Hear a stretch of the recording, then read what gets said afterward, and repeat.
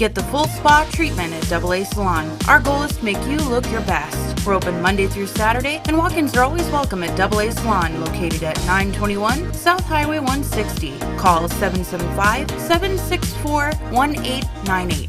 According to President Biden, Israel is willing to halt its war on Hamas in the Gaza Strip during the month of Ramadan, which is a Muslim holiday. This is contingent on Hamas releasing some of the hostages they still have from the October 7th attack last year. Mediating nations, Egypt, Qatar, and the US, are currently working on a deal where Hamas would free a few dozen of the hostages it holds in exchange for the release of Palestinians being held prisoner by Israel. This deal also states that the halt in fighting would last for 6 weeks. President Joe Biden went on to state that, "My national security advisor tells me that they're close. They're not done yet, but my hope is by next Monday we'll have a ceasefire." The UN has also called for the release of 2 Palestinian Red Crescent paramedics that were detained by Israeli forces. According to reports, this was during an operation to evacuate 24 people from the hospital. The operation had a convoy that was led by the UN World Health Organization, and they evacuated 24 patients from the Al-Amal hospital. However, they were stopped the moment they had left the hospital by Israeli authorities. And according to Jens Lark, who is a spokesperson for the UN Office for the Coordination of Humanitarian Affairs, this is not an isolated incident. According to Lark, aid convoys have been coming under fire as of late as they, quote, systematically denied access to those who are in need. The trucks that do make it in, however, tend to be stopped by crowds, which Lark states is not an optimal way of doing humanitarian distribution, but also acknowledges that desperate people take what they can. Meanwhile, the death toll has risen to 29,878 for Palestinians, as well as another 70,215 being left wounded since the war began back on October 7th. According to the Gaza Health Ministry, 2/3 of these deaths are also stated to be of women and children. In the past 24 hours alone, 96 bodies were delivered to hospitals in the Gaza Strip after Israeli bombardments. Additionally, the hospitals received 144 wounded patients as well. The ministry has also stated that many casualties remain underneath the rubble, and they have been unable to retrieve the bodies due to constant bombing.